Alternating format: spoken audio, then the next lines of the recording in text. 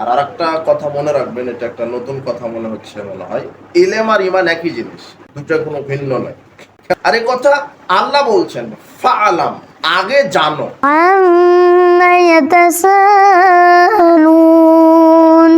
সলাতের শর্তই জানি না, যদি আমি সলাতে ঢুকে যাই তাহলে তো হবে না। ইসলামের 5টি বুনিয়াদের মধ্যে প্রথম হচ্ছে তাওহীদ এবং রিসালাতের সাক্ষ্য দেওয়া। এটা যদি ঠিক হয়, এটা হচ্ছে অ্যাকাউন্ট। অ্যাকাউন্ট যদি না করেন তাহলে কিন্তু ব্যাংকে টাকা ঢোকাতে পারবেন না। আবার অ্যাকাউন্ট করলেও হবে না অ্যাকাউন্টটা সঠিক কিনা। আবার অ্যাকাউন্ট সঠিক হলেও হবে না পাসওয়ার্ড যদি আপনি ভুলে যান, তাই না? আমরা ঈমান আনি লা ইলাহা ইল্লাল্লাহ, মনে হলো যে অ্যাকাউন্ট হয়েছে, কিন্তু আসলে লা ইলাহা ইল্লাল্লাহ এটা আমরা সঠিকভাবে বুঝেছি কিনা, এটা একটু সঠিক হতে হবে। আবার আমার আকীদাও ঠিক আছে, কিন্তু পাসওয়ার্ড হচ্ছে ইখলাস, মানে একনিষ্ঠতা। আমি যা ইবাদত করব একমাত্র কাকে খুশি করার জন্য, এটা গোপন বিষয়। ইখলাসটা কি বিষয়, পাসওয়ার্ডটা কি বিষয়, গোপন বিষয়। আর ইসলামের রূহটা হচ্ছে তাওহীদ। আমাদের রূহ আছে, তাই না? এই জন্য আমরা বেঁচে আছি। আমাদের আত্মা নাই, এই জন্য আমরা বেঁচে আছি। তাহলে ইসলামের যদি আত্মাটা না থাকে তাহলে ইসলামই টিকবে না। আর ইসলামের আত্মাটাই হচ্ছে কি, তাওহীদ। ঠিক তাওহীদটা যদি না থাকে তাহলে তার ইসলাম নষ্ট হবে, ঈমান নষ্ট হবে, আমলও কি হয়ে যাবে, নষ্ট হবে। এই জন্য যে কোনো আমলের পূর্বেই আমরা বলতে পারি শর্ত হচ্ছে আগে তাওহীদ, আকীদাকে বিশুদ্ধ করা।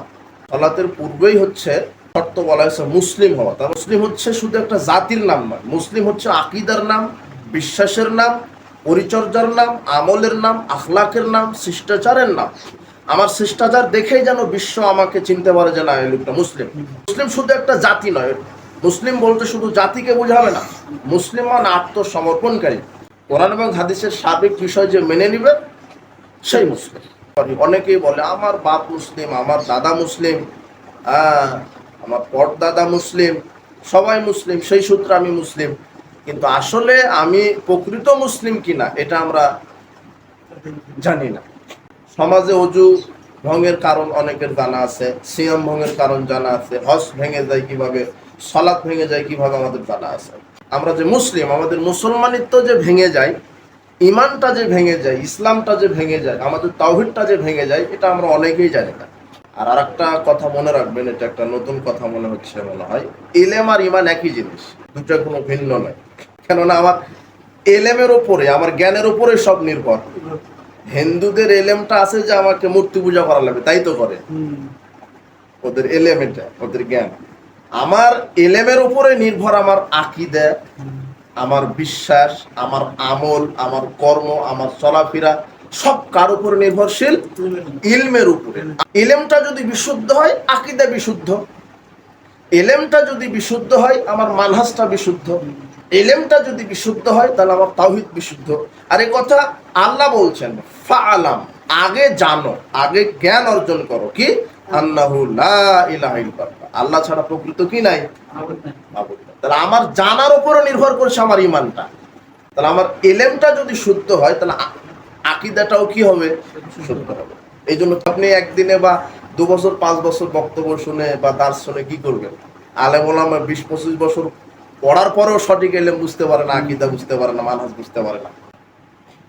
এই জন্য আমাদের আলেম ওলামার সহবতে থাকতে হবে, দার্সে বসতে হবে, ইসলামিক সই আকীদা মানহাজের বা সালাফদের বই অধ্যয়ন করতে হবে, সই আকীদা মানহাজের আলেমদের সহবতে থাকতে হবে। তাহলে আমরা আকীদা মানহাজটা বুঝতে পারবো, তাকে তাওহীদকে ঠিক রাখা। কারণ আপনার গাছের শিকড়টা যদি না থাকে, আপনার গাছের গোড়ায় যতই পানি ঢালেন আপনি হবে না। আপনি যতই সালাত আদায় করেন, সিয়াম পালন করেন, হজ আদায় করেন, আপনার তাওহীদটাই ঠিক নেই, তাহলে আপনার ওগুলো আমল কি হয়ে যাবে। তাহলে আগে আপনার আকীদা ঠিক করতে হবে। আমাদের আকীদায়, আমাদের বিশ্বাসে যেন শিরক মিশ্রিত না হয়। যদি শিরক মিশ্রিত হয়, আল্লাহ বলছেন ওয়ালাউ আশরাকু লাহাবিতা আনহুম মা কানু ইয়ামালুন।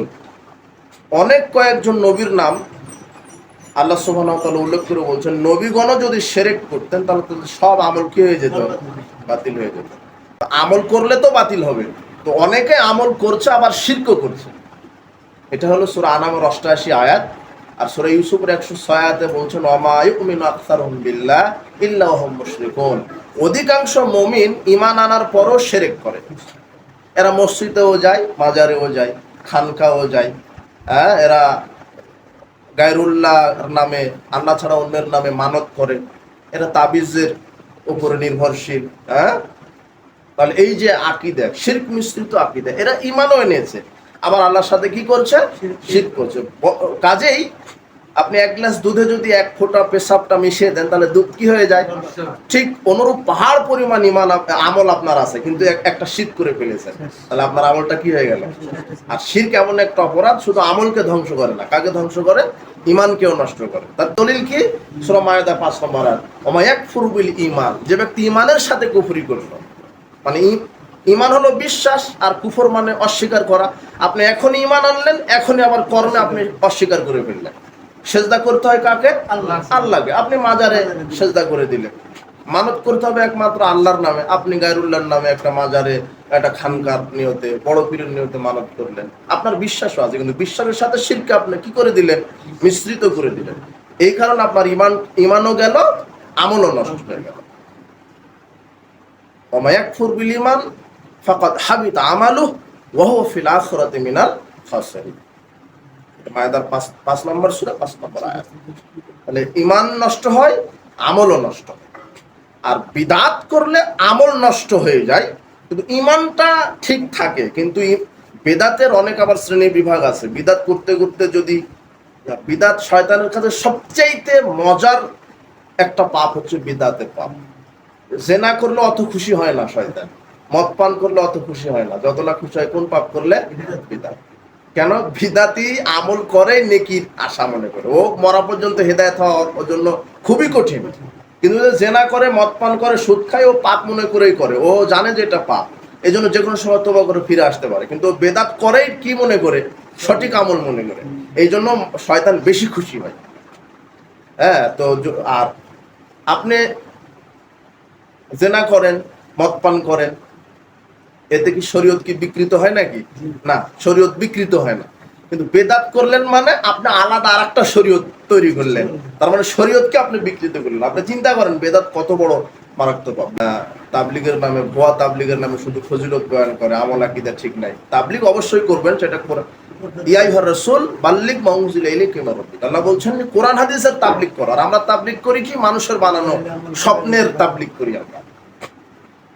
সমাজ পরিবর্তন করা খুবই কঠিন। আপনি 2 বছর 5 বছর বক্তৃতা দিয়ে কি করবেন? আমি যে বললাম, একজন আলেম 30 বছর পড়াশোনা করে সঠিকটা জানা কঠিন হয়ে যাচ্ছে। এই জন্য দোয়া করতে হবে আল্লাহর কাছে, আল্লাহ তুমি সঠিক আকীদা, মানহাজ, তাওহীদের ইলম দিয়ে তুমি মুসলিমের ব্রেনকে তুমি ধুলাই করে দাও। আমরা আসলে এই বিচার মাঠে মানুষ হাই হুতাশ করবে যে সালাত, সিয়াম, হজ, যাকাত সবই তার আমলনামায় থাকবে, কিন্তু এগুলো আল্লাহ কবুল করবে না। এই ব্যাপারে বহু আয়াত আছে। আমরা সূরা গাশিয়ায় প্রত্যেক জুমায় তেলাওয়াত করি, একটা আয়াত তেলাওয়াত করি যে আমিলাতুন নাসিবা, যে আমল করেও মানুষ হতাশ হবে। আমিলাতুন নাসিবা, আমল করে কি হবে? হতাশ হবে। আল্লাহ আবার বলছেন, এটা গাশিয়ার 4 আয়াত, সূরা ফুরকানের 23 আয়াতে বলছেন, ওয়াকাদিমনা ইলা মা আমিলু মিন আমালিন ফাজআলনাহু হাবাআম মানসুরা। বিচার মাঠে আল্লাহর সামনে আমলনামা, আপনার এক গাদি আমলনামা পেশ করা হবে বিচারের মাঠে, বড় বড় কিতাব আমলের পেশ করা হবে। আল্লাহ বলছেন হাবাআম মানসুরা, আমি সেগুলি ধুলিকণায় উড়িয়ে দেব, মানে কবুল করবেন না। তো কারণ আছে আমল কবুল না হওয়ার। ওই যে ঈমানের সাথে কি মিশ্রিত হলে আমল ধ্বংস হয়? শিরক। ওই যে শিরকি ঈমান নিয়ে আপনি উপস্থিত হবেন, বিষয়টা খুব জটিল ও কঠিন। এই জন্য আগে আমি ট্যাপ বলি, যা কলে আমরা উজু করি, ওটা ট্যাপ। ট্যাপের কলটা ছেড়ে দিয়েছি, আর নিচে কলস ভর্তি। কলস আমি পানি দিয়ে পরিপূর্ণ করবো, কিন্তু কলসটা হলো ফুটো আছে, কলসে কি আছে? ফোঁটা। তাহলে আপনি কি কলস ভরতে পারবেন কোনোদিন? তো ঠিক আমাদের পরিস্থিতি এরকম, আমরা ঠিকই পানি ঢালি, ঠিকই আমল করি, কিন্তু আমাদের ঈমানে কি ফাটল, ঈমানে কি আছে? শিরক। এই জন্য আমরা বিচার মাঠে, এগুলি কোরআন মাজিদের মওজুদ আয়াত অনেক। তাহলে এই জন্য আমরা যে কোনো আমলের পূর্বে আগে মুসলিম হতে হবে, খাঁটি মুসলিম হতে হবে, আকীদা বিশুদ্ধ হতে হবে।